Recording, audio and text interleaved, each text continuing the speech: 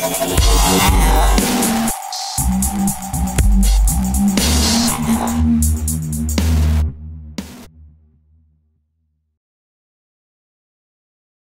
ATLAS experiment is the biggest of the 4 major experiments running on the LHC. Now, what is interesting is that Fabiola Gianotti would give us an insight into the research center, and she would also be a person to talk to who has been involved in this experiment from the very beginning in 1992. So she really knows all about the organization of such an experiment. Mrs. Gianotti, can you hear us? Perfect. So we had a very great morning session already, and we have heard a lot about particle physics, about all the experiments, the LHC, CERN and antimatter and all these kind of things.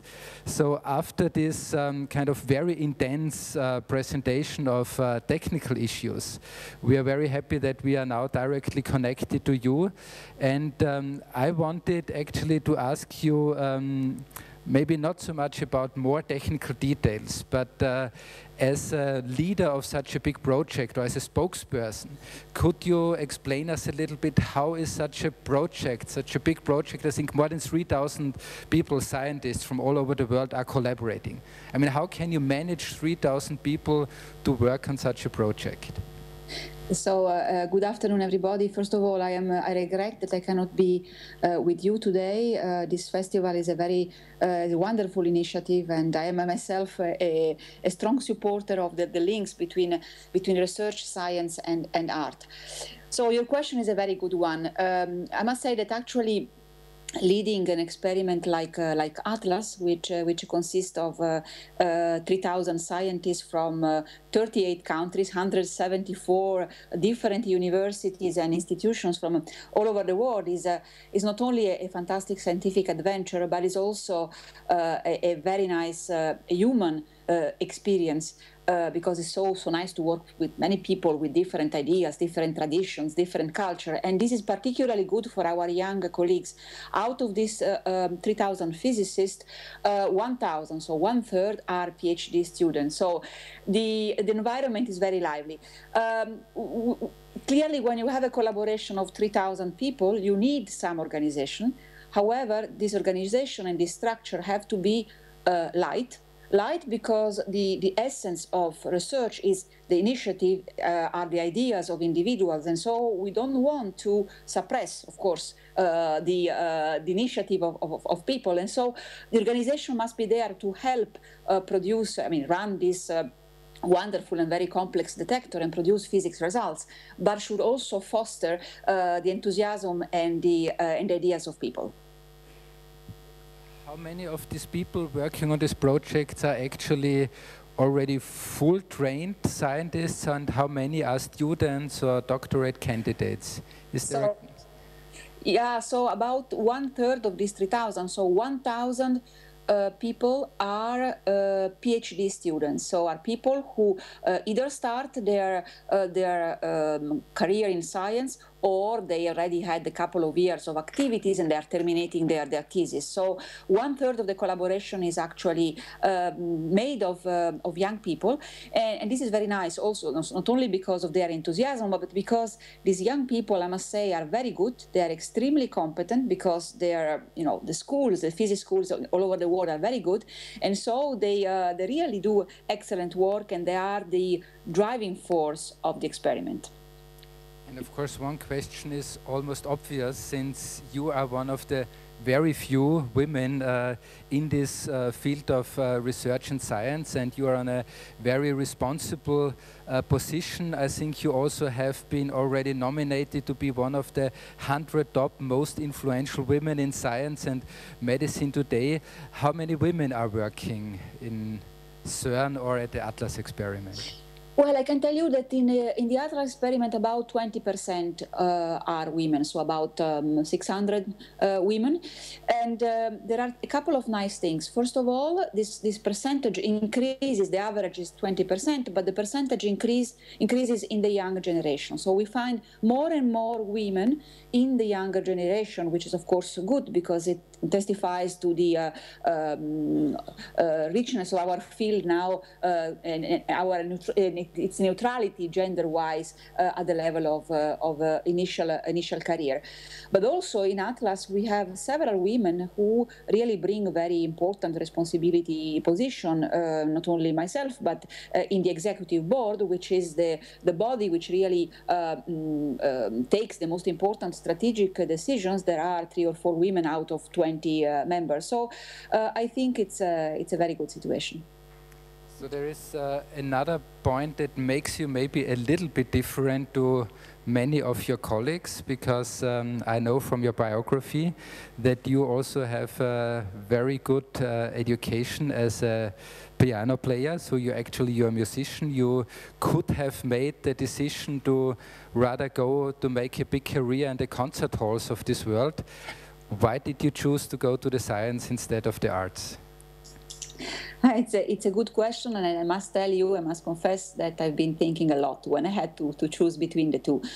So first of all, I have chosen to do science, and in particular this kind of science, so fundamental physics, particle physics, because I've always been intrigued since I was a kid by question. I was a very curious kid. I was always asking why is it like that and not like that. So. And then, of course, when I grew up at some point and it was the time to choose what to do, clearly physics and then later on particle physics, which addresses the most fundamental question, became the target of my life. But I don't feel with that I have betrayed music, because for me the links between music and physics are extremely strong.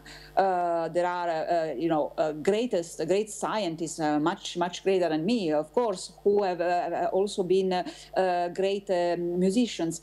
And the reason is that there is a very strong mathematical, harmonic, physical component in music. If you take a Bach cantata, it's a piece of harmonics and mathematics on which Bach has built all his art. And at the same time, physics and nature, in its has some aesthetical components. And nature is really beautiful in its simplicity, in its elegance. And the fundamental law of physics obeys some symmetry principle, which have some aesthetical aspects. So the two are really closely linked together. And I've told the audience here already, you are connected or collaborating, working on the Atlas project since its beginning, since 1992. This is almost 20 years. So, I mean, usually when we, have a baby, for example, we say, well, maybe for 18 years we have to take care of them. Then they are grown up, they go to university. But I think you still have to maintain a lot of care about the Atlas detector and the experiment. It's almost unbelievable that a complex technology like this detector with its millions of parts is kind of running smoothly all day long. So how is the status of the Atlas detector at the moment? Is everything running well? Are the experiments going as you predict, as you expect? Well, I must say that the experiment not only is running well, but is running beyond my most optimistic expectation. And as you said, it's amazing, sorry, excuse me, that a detector of such complexity, unprecedented complexity, technology, and performance is doing so well. And of course, it testifies to the excellence and the efforts of the worldwide community for more than 20 years. And I would like to mention also that we have many Austrian colleagues that have contributed to the success of Atlas, and we have in particular today at CERN many Austrian young people who are really having leading roles in running the detector and the experiment. And the results that we have presented, for instance, at the latest summer conferences, testifies to the superb scientific output that this experiment and CERN in general, with the LHC, with the other experiment, is producing. So, of course, the question now had to come, what about the Higgs boson? Did you find it already? Are there any traces that it's really there? Not yet. but if it exists, it's closer, because what we managed to do over the last months is to exclude its existence over a large mass range. And actually, we have limited existence of the Higgs boson to the light mass region. We sort of knew already that if the Higgs boson exists, it's light, but we knew it in an indirect way from measurements performed on other particles and other phenomena by previous accelerators. And now with the LHC, we have demonstrated in a direct way that if the Higgs boson exists, it is light, means mass between 114 GeV and 146 GeV or so. So typically 1 to 1.5, the mass, say, of gold atom or something like that. So it's there. If it's there, we're going to find it soon. So, and I mean, again, you are connected, almost wedded to the ATLAS experiment since 20 years. I mean, how disappointed would you be if you don't find it? It will not be disappointing at all, because if the Higgs boson is not there, there must be something else that plays its role, because the Higgs boson is fundamental for many to understand and to explain many things that we know and that have no explanation today. So may well not be the Higgs boson, will be something else with another name. So it will be even in some sense more exciting, because it will be something totally unexpected. And we know that nature is always more clever and more elegant and more powerful than all our speculations and ideas. So actually, excuse me the question, but what would you prefer? To find it, not to find it, or to find something else? I would prefer to find it, of course, and of course also to find something else, new physics, because again, if the Higgs boson is so light, according to what we know today, there must be new physics that explain why it's such a so a light particle. So we should not really only focalize on the Higgs boson, because the LHC physics program is very broad. There are many other important questions to address, like the dark matter component of our universe, which is very big, 24% of our universe, and many other matter-antimatter asymmetry, of course, and many other interesting questions that still we are not able to answer. You have been involved in conceiving the ATLAS experiment. You have been participating in all this time when the technology had to be invented and built to make such an experiment happen. Nowadays, the LHC and of course also the ATLAS detector, they are really state of the art of physics and technology. What will be the next step? What is the future of LHC? What is those ideas that you maybe are already start to conceive now, so that particle physics can go on for the next 20 years as well? Well, technology evolves fast. So some of the technologies that we use today, as you said, were developed 10, 15 years ago. Some of them are still very valid and at the cutting edge of the developments, and some of them start to be a little bit old. So we are already developing new technologies for a possible upgrade of the LHC in terms of intensity of the beams, perhaps also in terms of energy. And one of the nice things of our work is that, of course, the development of these technologies also made not only for as impact not only in our field, in our detectors, but also has very strong impact on society, on industry, on medical application. And so what we are developing also goes also to the advantage and the benefit of everyone's life. So as I will say, the evolution of technology and research will never end. Research is a field where you answer a question and you open 10 more questions, and we should continue with a lot of humility, because as Newton used to say, what we know is a droplet, what we don't know is an ocean. And so I hope and I'm confident that the LHC not only will give us answers to many of the present questions, but will also tell us what are the questions, the right question to ask, and how to continue. Thank you very much. This is really great that you spent your time between all this work and these experiments. We have been talking about 15-20 minutes now. Do you know how many collisions have been made in the ATLAS detector while we were talking? How much did you miss? Well, at the moment, not so much, because we are in a phase of technical stop. We are doing some preparation for the next phase. But I can tell you that if we had that collision at this moment, we would have had something like, I would say, few thousand collisions. Thank you very much. I think you have a few more minutes time for us. Yes. So maybe we can ask if somebody in the audience has a question to you, because we have to switch off the line then and you have to go back to your experiments and do your work. Is there one question that we could allow over there maybe? So I hope this works now with the Skype conference, that you can listen to the question that we have. But I promise you at 1:30 we will close the session so that you can go on with your work. Hi.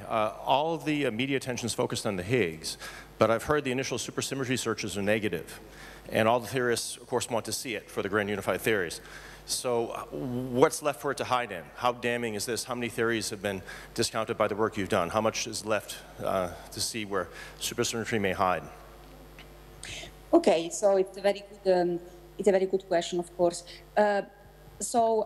Clearly, in the first phase of the LHC operation, the experiments, Atlas and CMS, have been able to explore physics beyond the standard model, and we didn't find any hint for the moment. So, first of all, we should take into account that the LHC has been built to run at twice the energy that we are running at the moment, and to produce an amount of data which is a factor 100 larger than what we have today. So we should not be too disappointed if with 1% of the data and half the energy of the collision, we didn't find anything yet.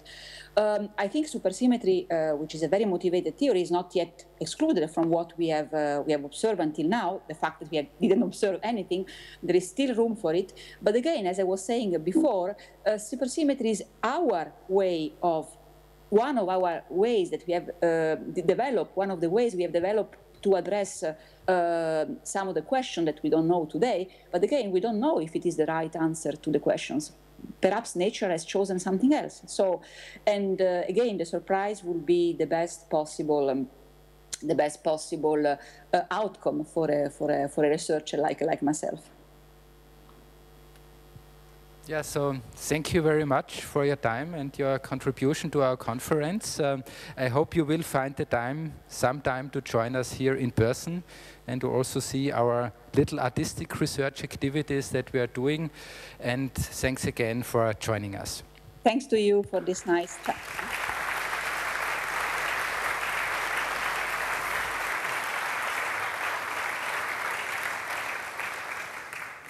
Ja, meine Damen und Herren, das ist eben...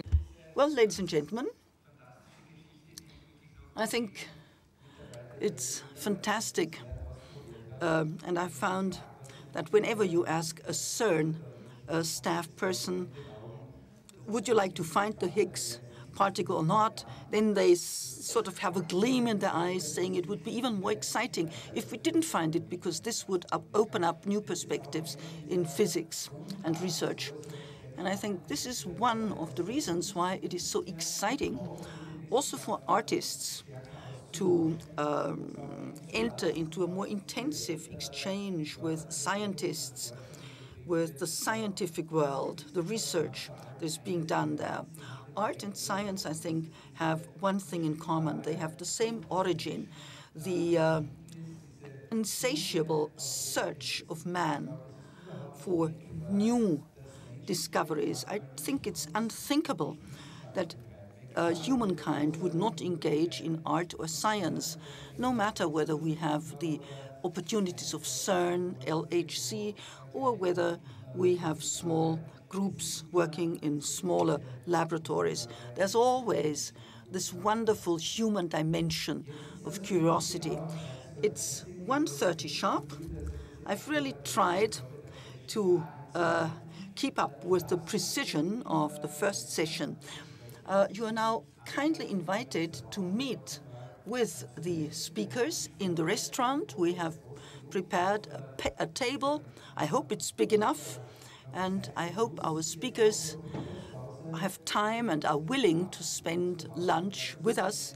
and answer our questions. But I think this is a very interesting topic, which will probably can best be pursued in a live, face-to-face discussion at Ars Electronica. A few comments about this afternoon. We'll start with Johannes Kofler, continue with Anton Zeilinger, quantum physics. Lisa Randall will introduce string theory, and Derek de Kerkhove will talk about the GOT. So it's going to be a great afternoon, thanks to the speakers, and also thanks to Michael Dosa, who will moderate the afternoon session. So enjoy the rest of Ars Electronica. Thank you.